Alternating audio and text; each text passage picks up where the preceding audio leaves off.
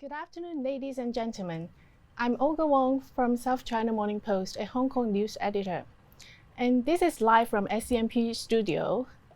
Welcome to our Redefining Hong Kong series. As your health is very important to us during this challenging time, so we have decided to shift from a live seminar to this live webinar.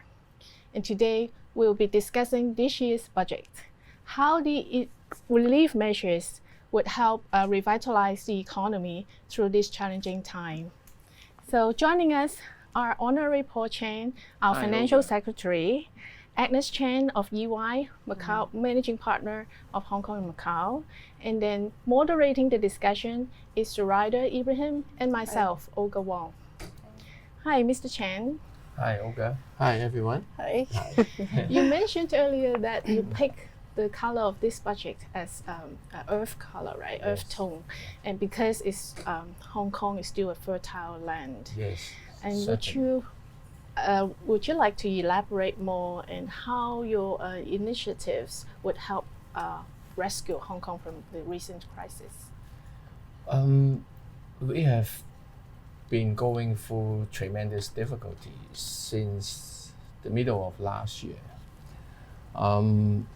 Apart from the social unrest, the violence attack, while we are trying to sort out how to move forward, Hong Kong got attacked by the coronavirus. The economy was really very bad.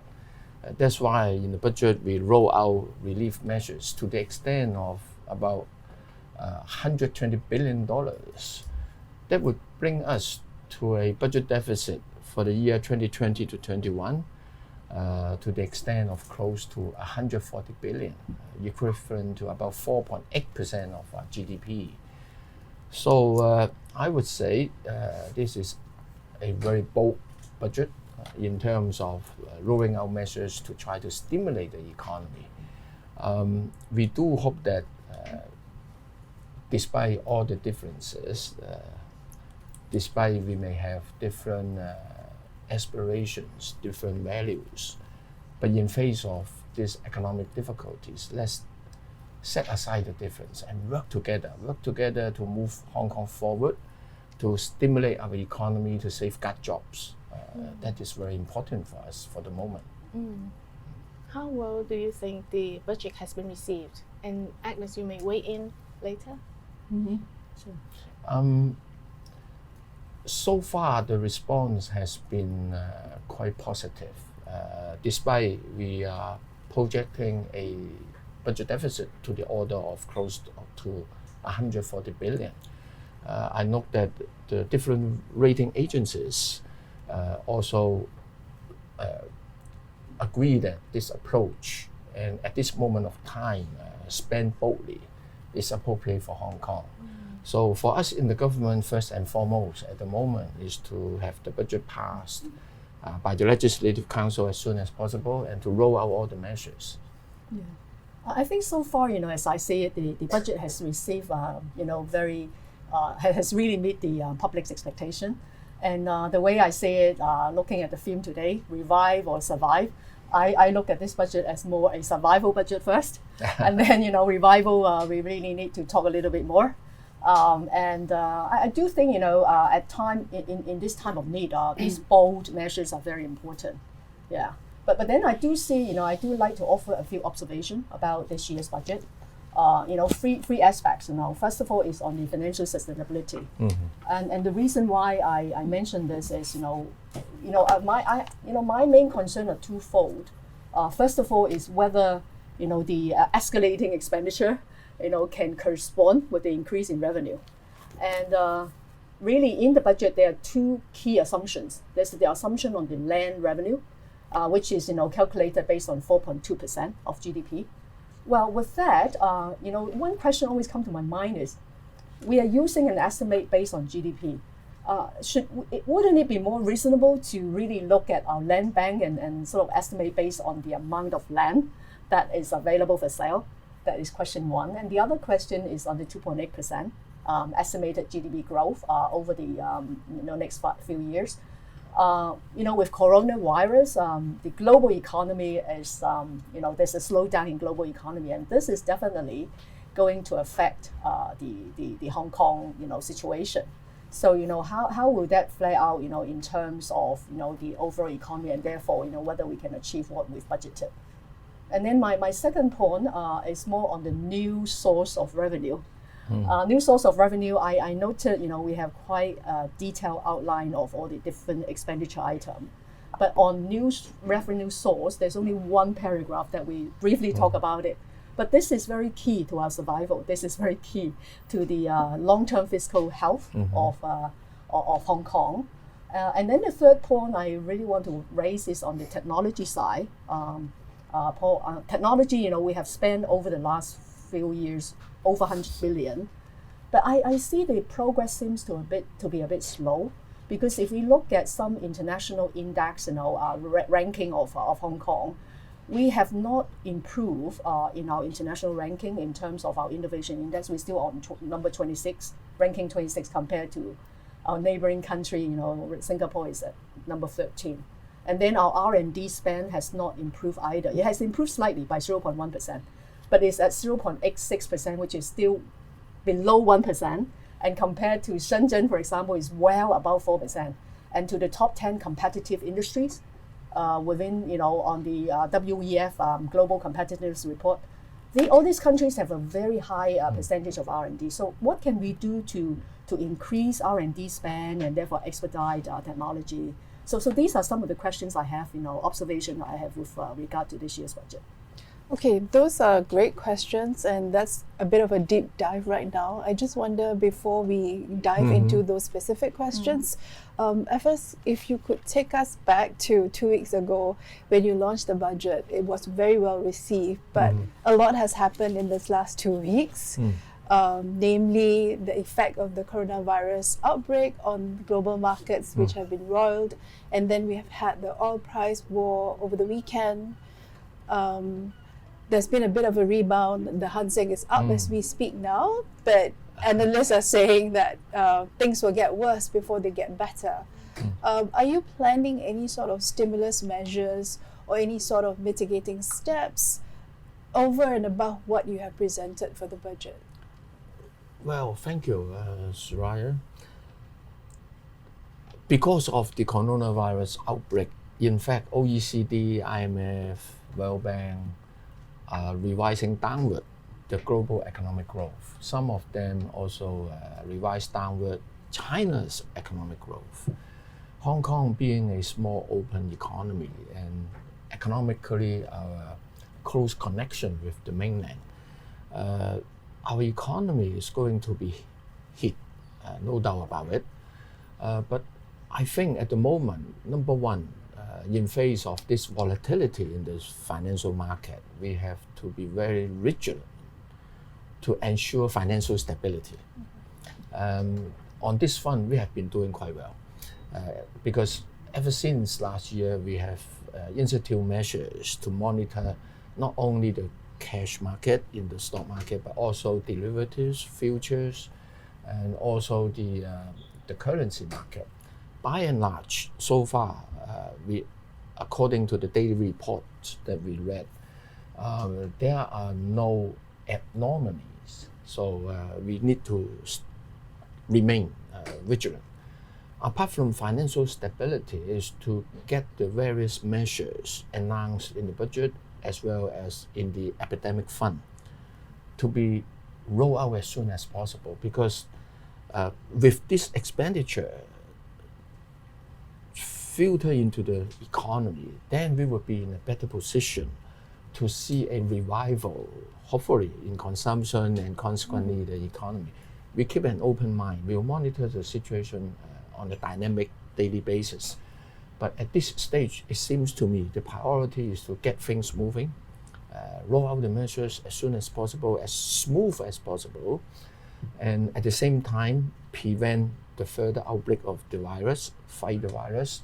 Hopefully the situation could be under better control, and then people will be more willing to come out to spend.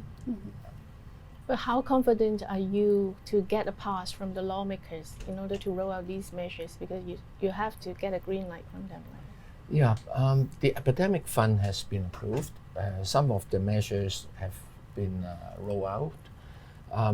For the budget, usually they would pass it in May. We do appeal to the legislators that now we are facing very acute economic situation.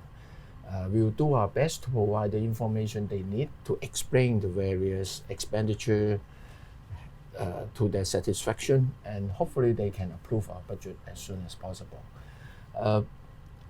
On the SME 100% guarantee scheme, we are planning to bring it forward, to bring that particular scheme to the panel for discussion in April, and if possible also to bring it to the finance committee towards the end of April, so that that scheme, if approved, can be rolled out as soon as possible.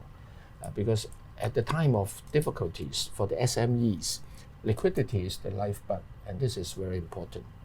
Yeah, really glad to hear that, FS, because I think that's the reflection from some of our SMEs that we talk to, that really this whole thing is the speed of the, how fast, the whole approval process can go, and Sure. how quick they can get the money. This is always their biggest concern. Yeah. It's good that you're expediting the 100% loan guarantee, but I have to ask you, are you going to expedite the cash handouts? The administrative challenge, surely this is something that the Hong Kong government can fully expedite without and cut out all the unnecessary red tape. Why August?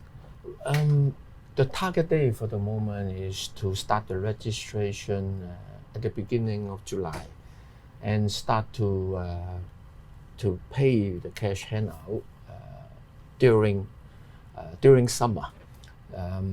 We have been trying very hard in terms of preparation, in terms of setting up the system. From the government's standpoint, we have put together a task force, cost department task force, to work on that. But in order to make payment, we need to have the support from the banks. In fact, we have had meetings with them. They are very forthcoming, very helpful. But taking stock of the experience in the last round, the $6,000 payout back in 2011, the banks may need to have about 3 to 3.5 months to set up their system, to enable their system to have interface with us, and to test run the system. Because in this current scheme, we estimate the number of beneficiaries would be as many as 7 million. There will be a lot of personal data that we need to safeguard and to make sure the payment will be smooth. But we'll try very hard to do it as quickly as possible. But before we can get the money, more and more people are losing jobs, and more small businesses are closing down. And would you expect more cases in Hong Kong ending up with negative equity in terms of the property market?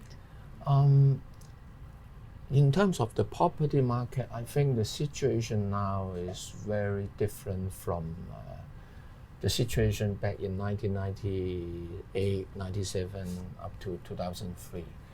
At that time, we saw the property market downward adjustment being very substantial.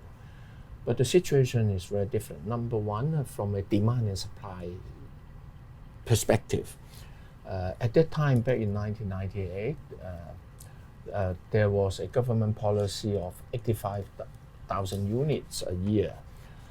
The supply is abundant, even subsidized housing like HOS. You may recall that some of the HOS schemes subsequently sold to developers and turned into private flats. So the supply situation back then was substantial. At the moment, the supply side in terms of private housing, despite all the efforts over the years, we on a overall basis, it is meeting the target, but the demand is still very substantial. So the oversupply situation do not exist at this stage. In terms of people going into the market, back in 1997, just 1 year, the number of transactions, private residential housing, was as high as 160,000 transactions. But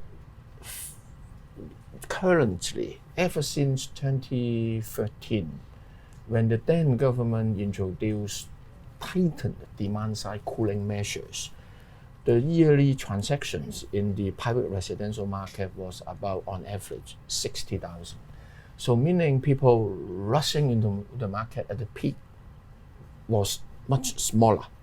It's much smaller at the moment.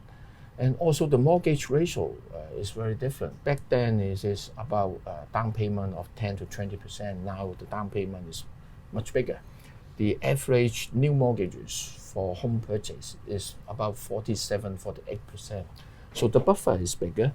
So in the event of a downward adjustment, I think the occurrence of negative equity, although inevitable, but not that substantial. Also, at the moment, the employment situation is better than back then, although the employment situation currently is facing challenge. Back then, the unemployment rate was as high as 8%. Now it's 3.4. If we are able to keep jobs, then people would be in a better position to service mortgage. If they can do the interest payment, you see some of the banks start to allow moratorium in terms of principal repayment. If they can serve interest, even if there is a downward adjustment in the property price or even in a negative equity situation, the bank would be more accommodative in terms of allowing the continuation of the mortgage. And finally, one more point is about the liquidity in the banking sector, the liquidity with the developers. The liquidity in the banking sector now is a lot stronger than back in 98, 1999. So in summary, our assessment is that ever since August last year, property market start to adjust, but in a very in an orderly and small amount. Downward adjustment in such manner is not a bad thing, because property price in Hong Kong is still too high, very unaffordable. At the moment, we do not see the risk of a off-the-quit type of sharp downturn in property price. But of course, we have to be very careful, remain vigilant, monitor the situation carefully, and to react promptly if necessary. FS, you mentioned about job saving. I really like to get your input, because one of my clients shared with me, in times of need, government support is very important. And his experience in Singapore, back in 2009, was, the Singapore government actually rolled out a scheme called Job Support Scheme. And it has a direct nexus, it directly encouraged enterprises to preserve jobs. So they, companies were given a cash grant, based on the number of employees they have, with a cap and, over a period of time. And this move by the government has actually really got them to change their mind, change management's mind to in terms of staff layoff. So, and this year, if we look at the Singapore budget last week that was released, they actually roll out the same scheme. And in Hong Kong, actually, we have also submitted, a proposal on that. We call it Job Credit Scheme. And we are, proposing the government to contribute 5% to the MPF of the SME employers. We realize, it's a large number of working population, but SME employers, employ about 1.3 million people. So, in terms of, so we're talking about 5% MPF contribution, and we put a cap of $1,500 per month per employee. So I was just wondering, and I do realize this is not addressed in the budget, and would you reconsider this proposal if the employment situation deteriorate over the next couple of months? And given this policy alone, it has a direct, target in terms of job retention. Yeah, thank you. Annex, I remember reading the submissions from your firm, and this was highlighted. And in fact, we have looked into this proposition very carefully. The situation of Hong Kong and Singapore is different in terms of our operating system. I may share with you our perspective. You know, in Singapore, the number one, they administer a central provident fund scheme, and here we do not have such a scheme, but we have the different trustees operating this. So in Singapore, it is very easy to identify the payroll of an individual, and you make payment. But in Hong Kong, it is quite common for people to have a number of MPF accounts. Because when you move jobs, the employer may use another trustee, so you are forced to have another trustee, another account. So administratively, we do not have that database. We do not have the availability of the that system to enable a easy administration of this scheme. I did have taken a look of the recent budget of the Singapore government. It is easy for them because they inject the money by reference to the CPF account into it. For us, administratively, it's quite cumbersome. It takes time to develop such a system. As you may know, we are developing a eMPF platform, but that is a few years down the road, cannot help us for the moment. That is one difference. The other difference is that in Singapore, the employer's contribution to the CPF is at a much higher rate, ranging from about 7.5% to 17%. So to the employer, the MPF contribution, if I may call it obligation, is much larger. In a Hong Kong situation, employer's contribution is only just 5% and with a cap. So I would say that for the Singapore model, it is more a way of relieving the MPF, the CPF contribution obligation of the employer. For us, since our rate is low and given the cumbersome administrative system, it is comparatively difficult for us to use a similar scheme. But instead, we roll out another thing, that is the 100% government guarantee low interest special loan to the SMEs. The amount of loan is to be calculated by reference to 6 months' wages and rental. Hopefully, this would help the SME to survive the current challenge. So long as they can survive, they would keep their colleagues. And before the current economic difficulties, in the Hong Kong situation, actually the employment market has been very tight, very difficult to recruit talents. We hope that the employers, with that experience, with that background, they know in difficult times, try your best to keep your employees so that when the economy revives, they can kickstart a lot faster. The FS is quite a pity that, because of administrative reason, we can't round this out. So I do hope, going forward, we can sort of look into resolving this administrative restraint. It is not easy because, and it is not just administrative. The policy in terms of MPF, CPF contribution in the two economy is very different. At the moment, to try to help our companies, under the epidemic fund for different sectors, we even roll out cash payments.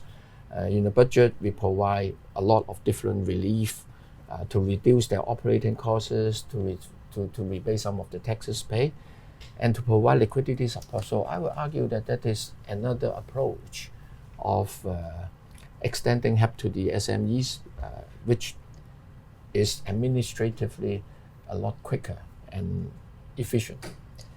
First, I want to challenge your point about how employment is very tight, and we have very low unemployment figure.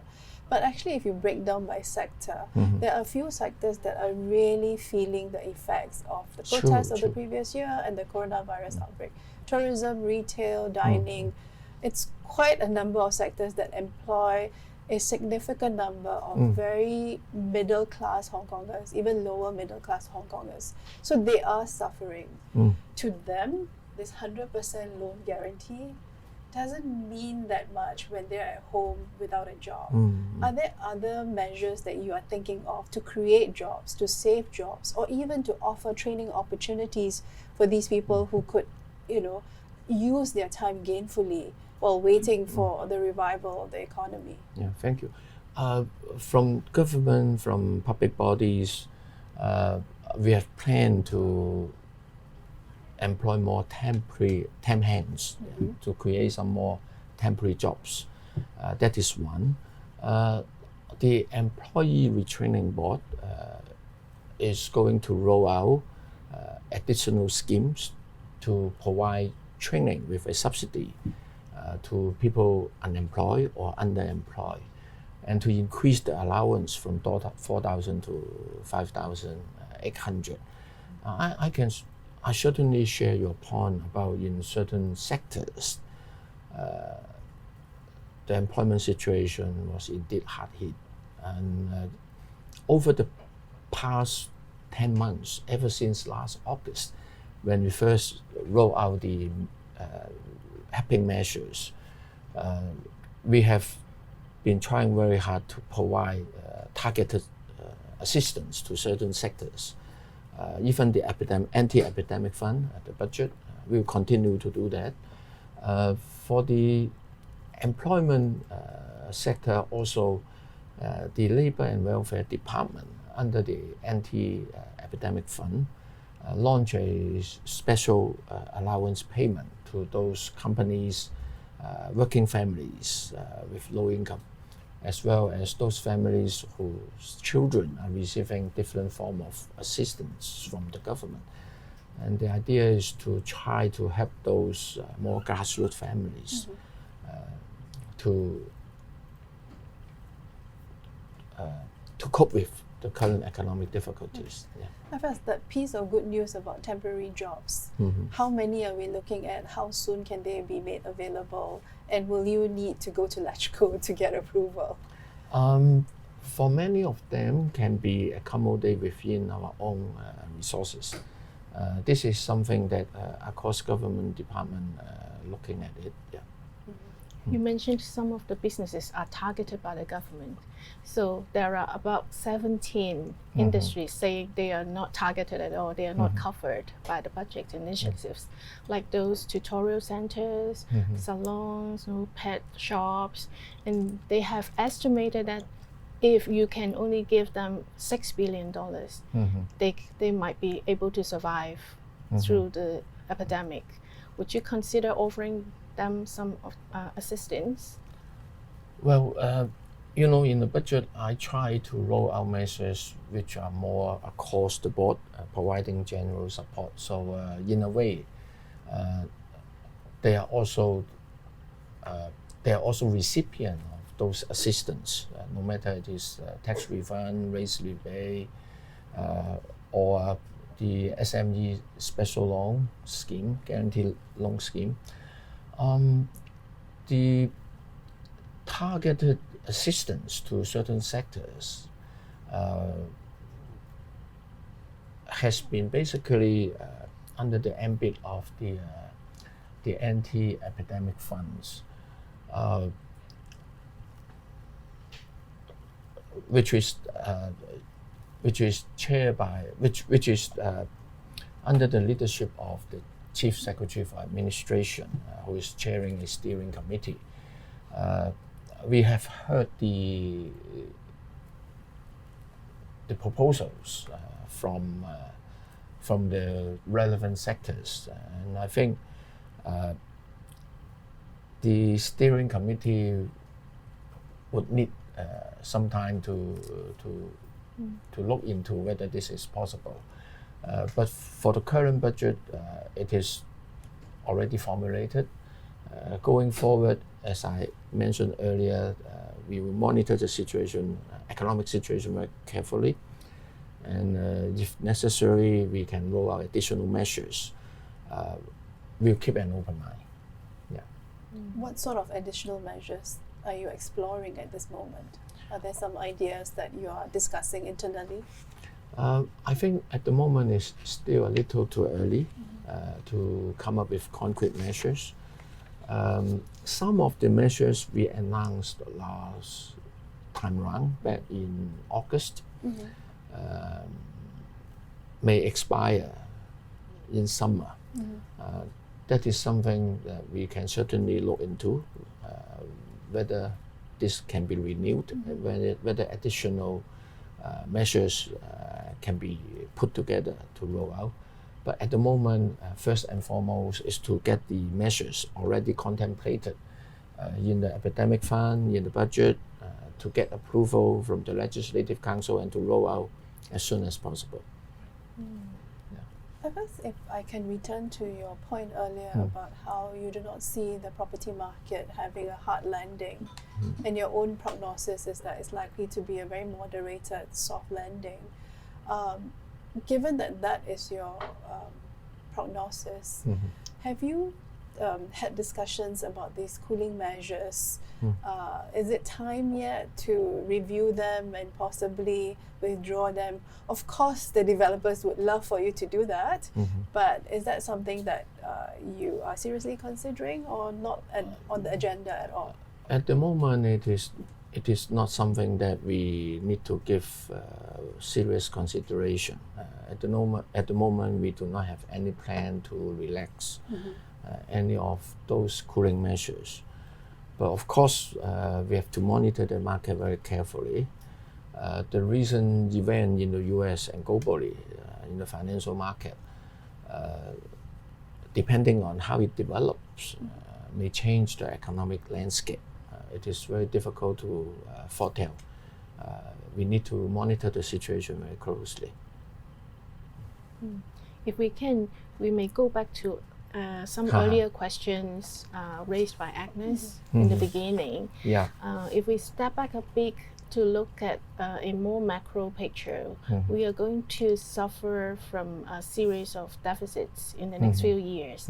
So the government is really keen on looking at some new growth area, right? And also some new sources of incomes. And if we look at the land revenue, from what you said in the budget, it's going to decline very soon. And if we look at also look at the calculation of the land revenue, there are indeed some questions about it, because right now it's based on a proportion of the GDP growth instead of really looking at how many sites will be sold in the coming year. What's your take on it? Well,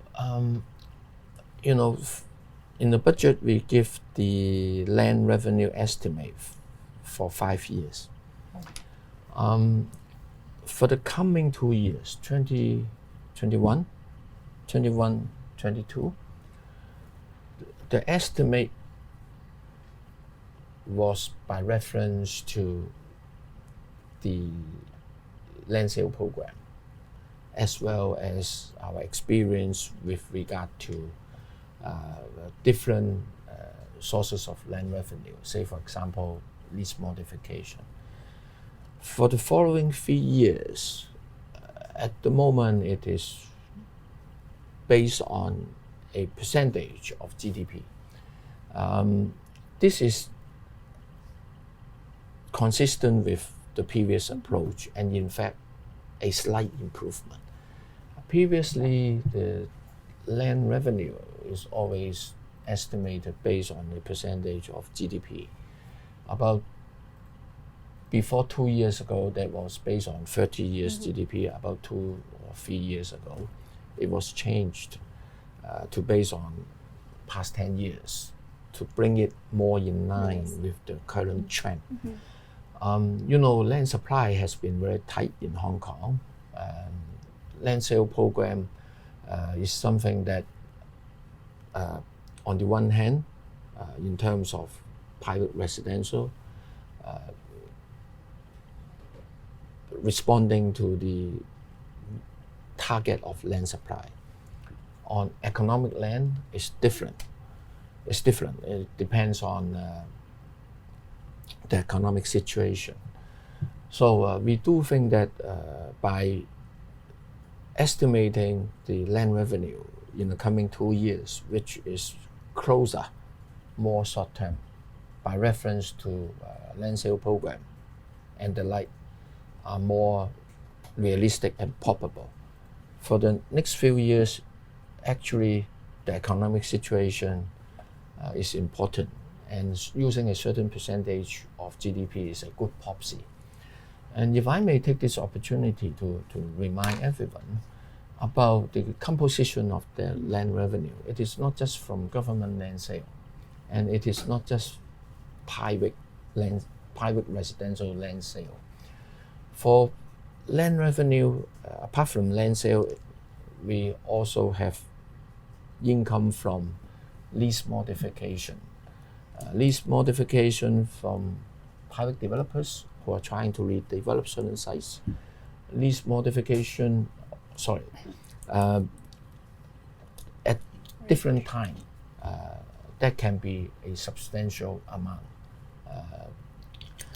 The other revenue, the other land supply is MTR projects that also bring in land premium, and also to a certain extent, a lesser extent, which is URA projects.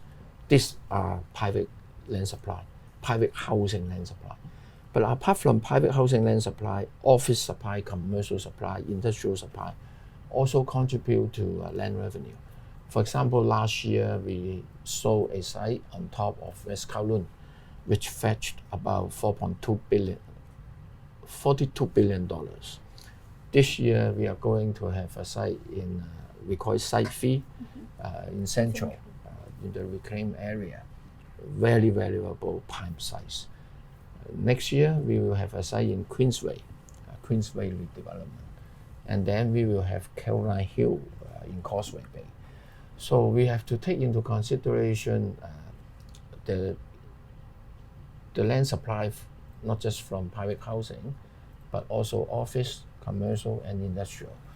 And in the coming years, we are going to have some sites from rezone, some sites from new development area, such as Fanning, Kwu Tung, as well as Hong Shui Kiu. So I would say in terms of taking an overall view of the land supply, we have been taking a holistic, longer-term view. But in terms of estimate, short-term, 2 years, by reference to the land sale program and the more readily available sites, for the next 3 years, using percentage of GDP as a proxy. But as land seems to be, our land bank seems to be depleting. That's why you're also, in your forecast, you're sort of estimating a drop in the land revenue. And understand, it's a composition of various components, but still, the actual pieces of land, from land sale is still the big chunk.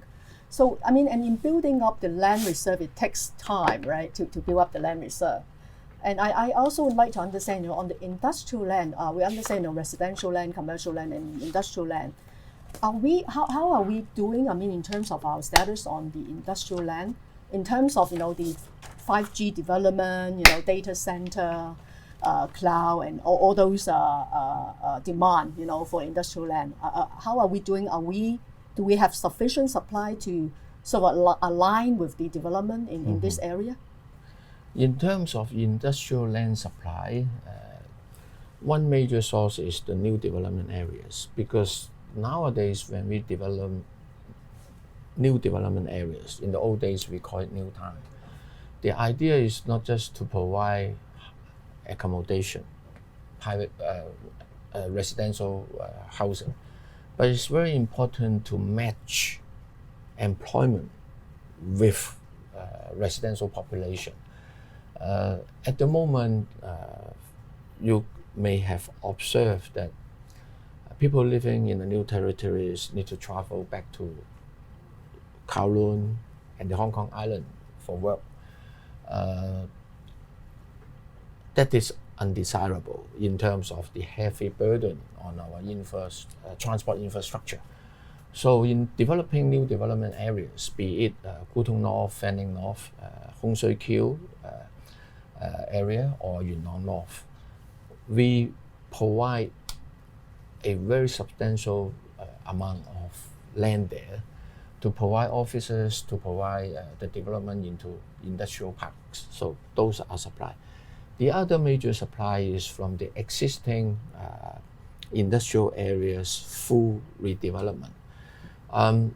In the past, we have launched programs to encourage developers, private industrial owners, to either redevelop their industrial sites or to convert those sites to more modern use, particularly for less land-intensive, high-value manufacturing. That is the industrial. As to the land revenue, Annex, actually, 2018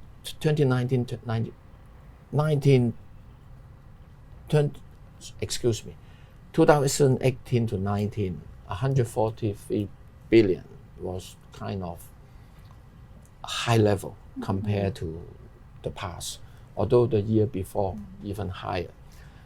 This year, the outturn is about 110, which is very close to our estimate. And in the coming few years, in our mid-range forecast, the land revenue remain at about 128 to 148 billion dollars.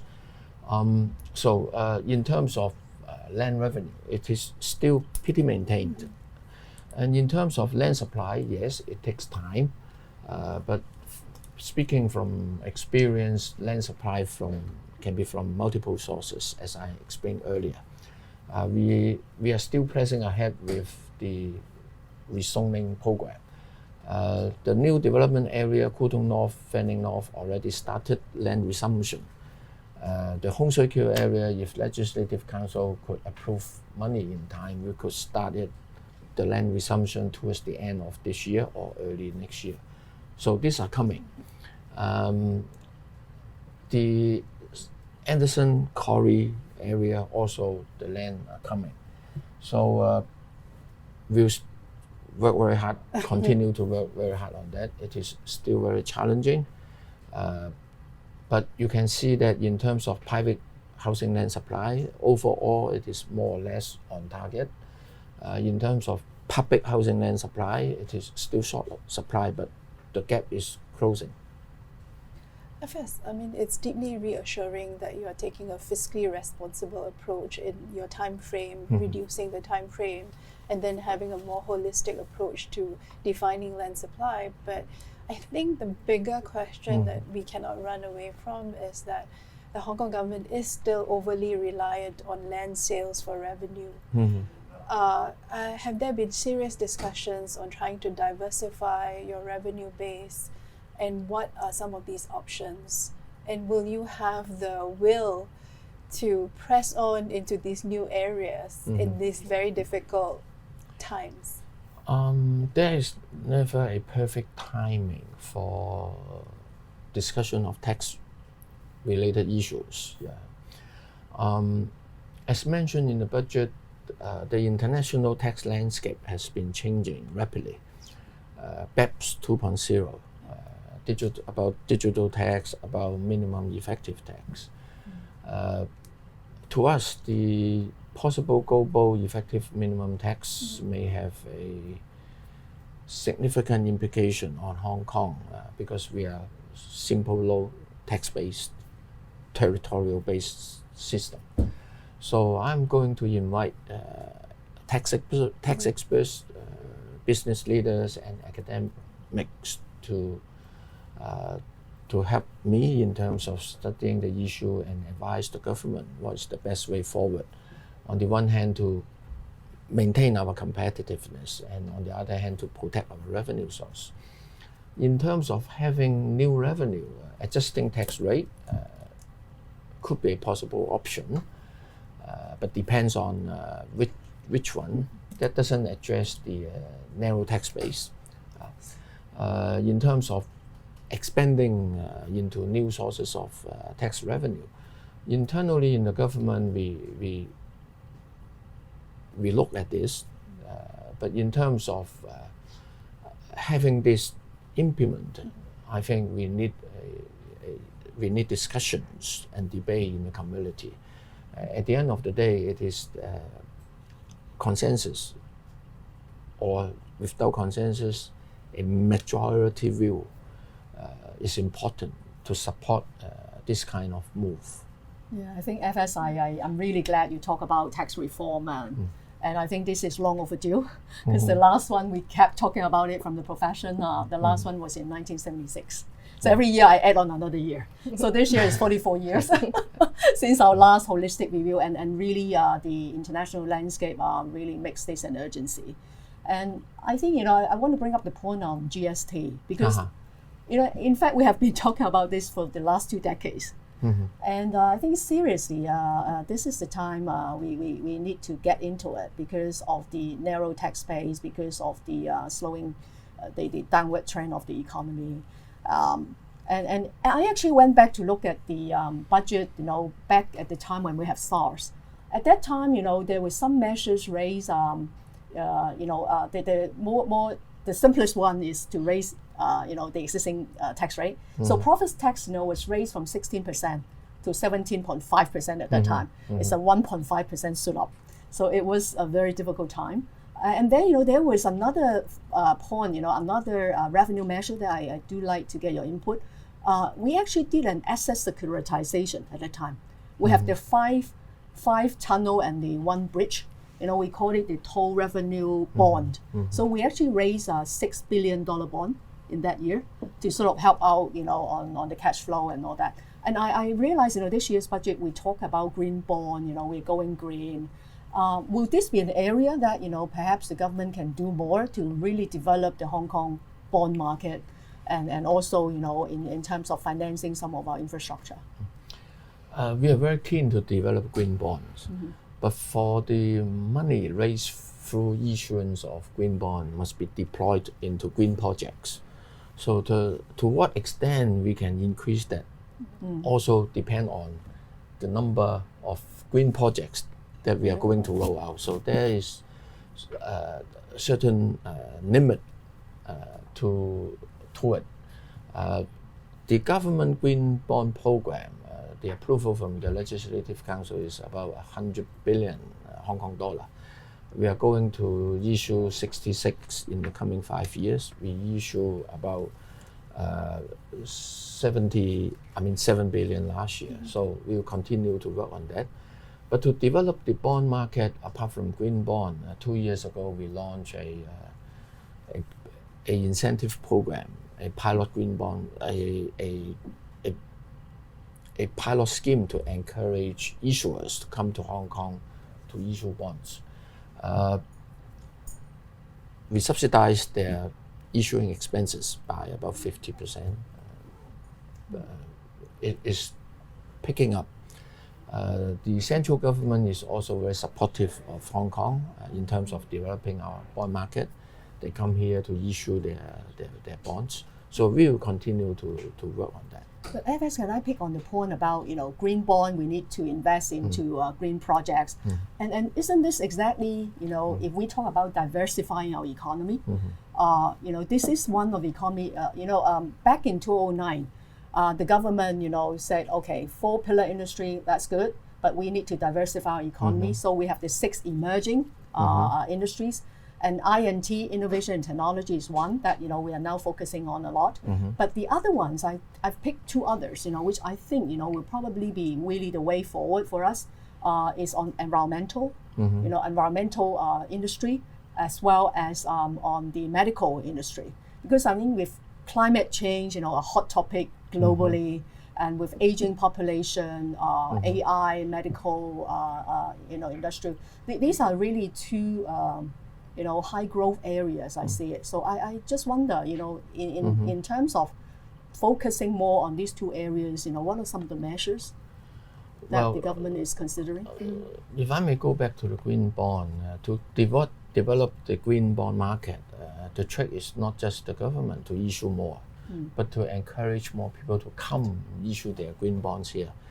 And after we launched the incentive scheme, actually the total proceeds from green bonds issue in Hong Kong increased by more than 200%. So we will continue to work on that. In terms of new sector,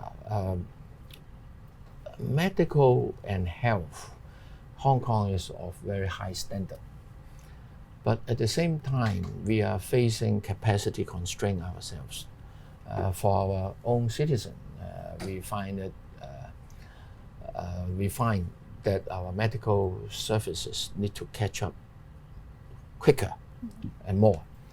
And we are also facing difficulty in terms of bringing in foreign, say for example, foreign doctors to work in Hong Kong. So I think at the moment for us, in terms of medical and health, is to increase the capacity to cater for our own needs. And although in the private hospital sector, they are already having patients coming from outside of Hong Kong, but at the moment facing the constraint of medical talents, facing the constraint of not enough hospital beds, operation rooms, I think the priority for us is to increase our capacity to cater for our own needs and to prepare for our aging population. For the environmental sector,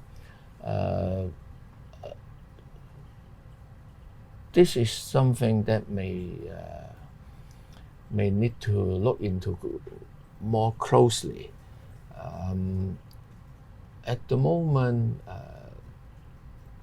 the environment-related sector, we are providing with some support.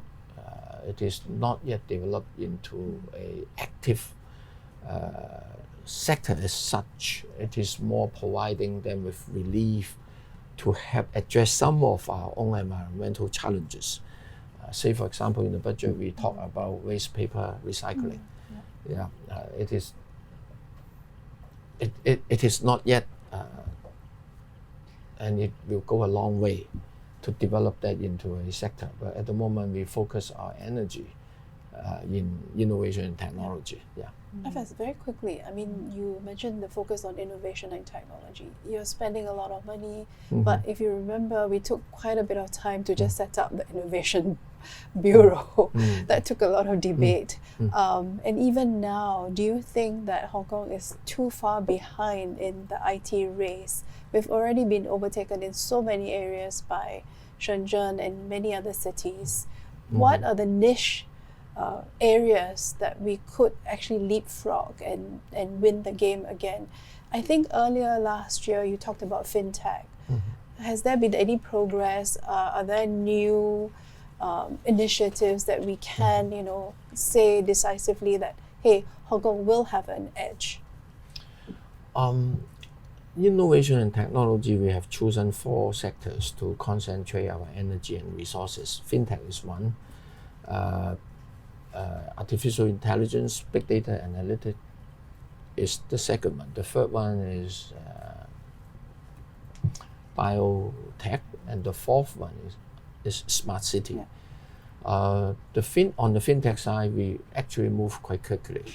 In terms of fintech startups, very vibrant, a lot of collaborations with the neighboring cities, and also a lot of foreign startups now based in Hong Kong on the fintech front. And we have also seen unicorns in that respect. Our effort, our progress in terms of the INT sector has been disrupted because of what happened since the second half of last year. We have set up 2 Hong Kong cluster. One is artificial intelligence, the other is biotech. Quite a number of very prestigious universities and research laboratories have signed up to work with us. And this got a little delayed, but we are quite confident that we will press ahead and have this first batch of institutions to start operating in Hong Kong this year. And the ITB, Innovation Technology Bureau, is seriously looking into a possible third Innotech Hong Kong research cluster. They are working on that.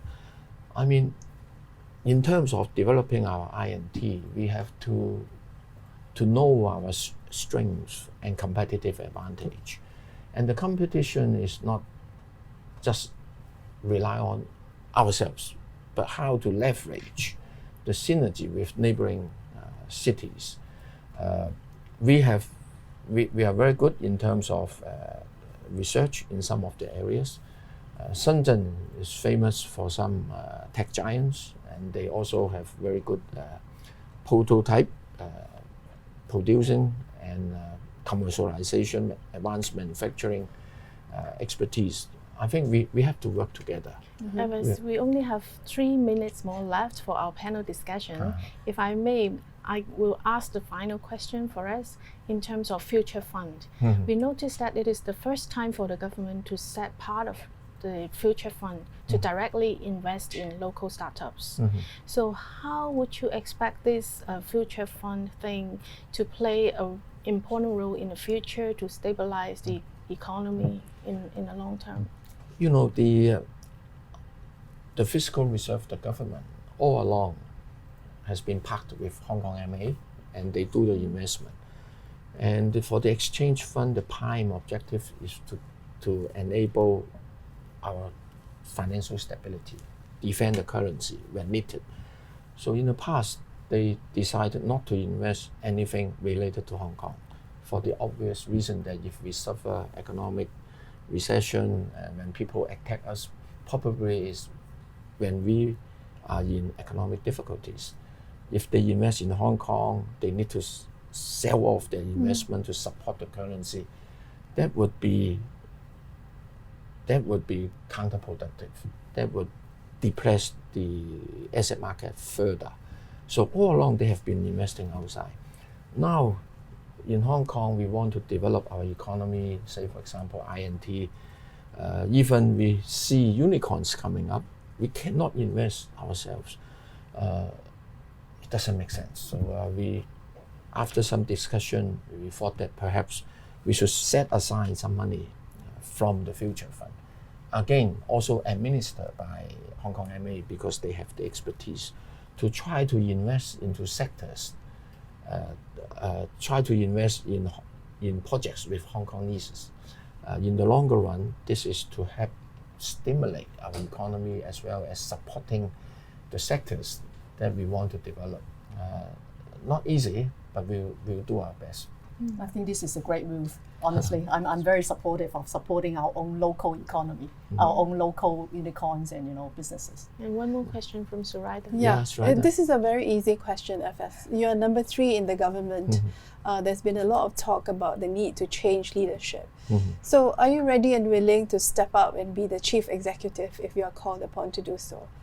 We in the government are working as one team, and we fully recognize that at the moment, our challenge is to tackle the epidemic and to stimulate our economy. So it is one team, one goal, that is doing our best for the good of Hong Kong with 2 missions: fighting the epidemic and stimulate our economy, nothing else. We will revisit that question if there's time.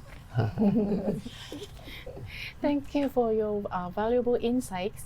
And we know that quite a number of audience are very interested in raising questions to both of you. Okay. Maybe let's just take a look at the questions and see what they want to ask. Sure. The first question, FS, you have said you need to look at new revenue streams, and many believe we need to broaden the tax base. How will you approach the task of identifying new revenue streams that can be implemented this year, and what sectors will you look at?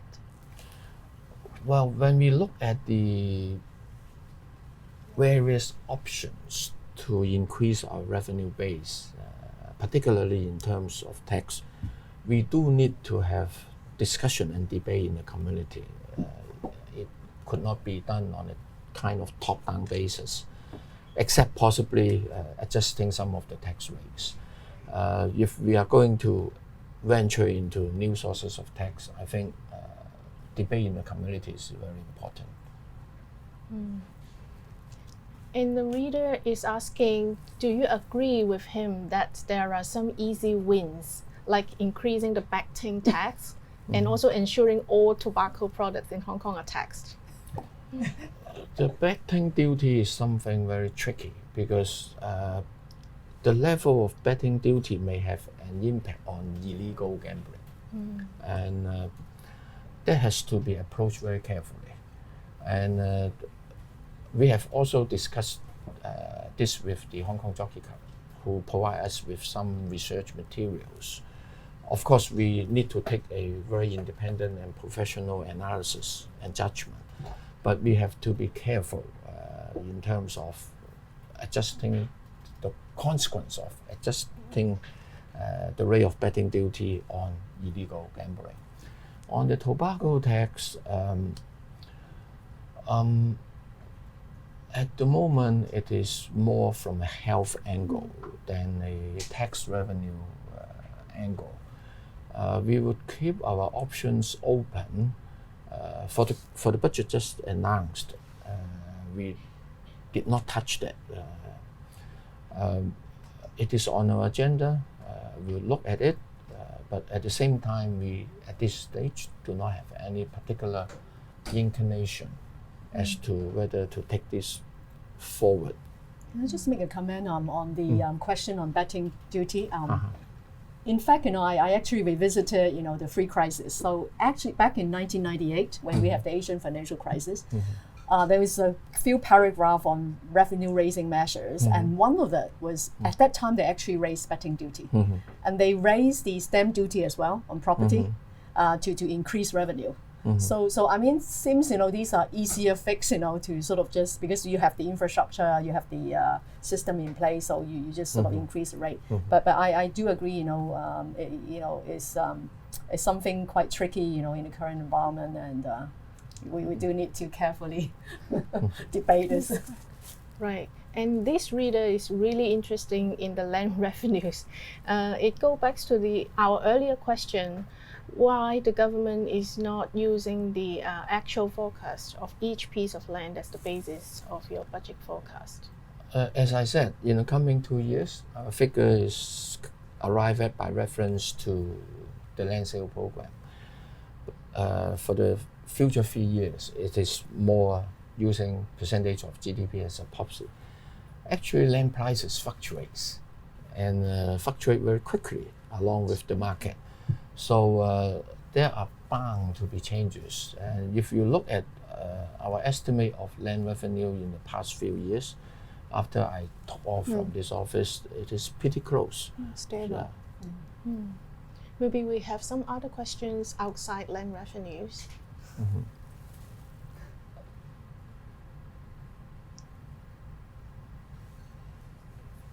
Okay. This reader is an SME retailer with shops in Yuen Long, North Point, and Causeway Bay.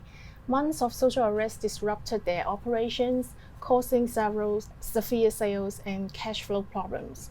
So banks are restricting their operation hours. Are you going to help SMEs retail businesses facing both cash flow and cash handling businesses in a timely and helpful manner?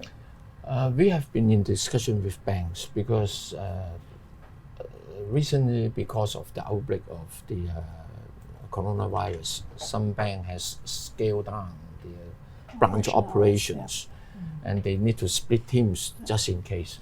The situation at the moment, with the past few weeks, people have better experience, and now we are in discussion through the Hong Kong MA with the banks about the possibility of resuming the operation in some of the branches. That hopefully would go some way to address that issue. In terms of reviving the sales for the retail sectors, I think first and foremost is to fight the virus, to enable people to feel safe to come out, to socialize and to spend. It still needs some time. But I think the situation in Hong Kong at the moment still needs to be very carefully monitored. We hope we can roll out the cash payout scheme as soon as possible, and by that time, hopefully, the epidemic situation could be under control, under better control, and people would be more willing to come up to spend. And I do urge the chambers to come up with different incentive programs to incentivize people to come to spend. Yeah. And this question about the existing MPF system, there are a lot of commissions being paid to service providers, and is government doing any actions to it? The service fee charged has always been an issue, and over the past few years, the government has been trying very hard, and we did have seen the charges coming down slowly. This will remain one topic that the MPFA would actively look into. Okay, let's have our last question about the cash payout finally. $10,000 cash is a good cure to its current situation, but this reader said they are not seeing any long-term investment or plan that will ensure the continued economic growth of Hong Kong. In the budget, we did mention about financial services, providing some incentives, say for example, for the private equity fund sector, to encourage them to domicile in Hong Kong, because they will also generate related services demand. For example, restaurants, professional services. We also devoted resources to I&T. Over the past 2-3 years, no matter it is in the policy address or in the budget, we have dedicated resources into different initiatives. I think it is important for us also to ensure all these initiatives are being rolled out properly and efficiently, and the resources are to be used wisely. If needed to, we won't hesitate in investing further to stimulate our economy. Well, time flies. We have to wrap up. We hope to thank both Paul Chan, our FS, and Agnes for your insightful sharing, and also EY as our platinum sponsor. Without their generous support, this wouldn't have been possible. And also our online attendees, thank you for participating in this webinar, and we look forward to seeing you at our future events. Yeah, thank you for joining us. Thank you. Thank Thank you. you. Thank you.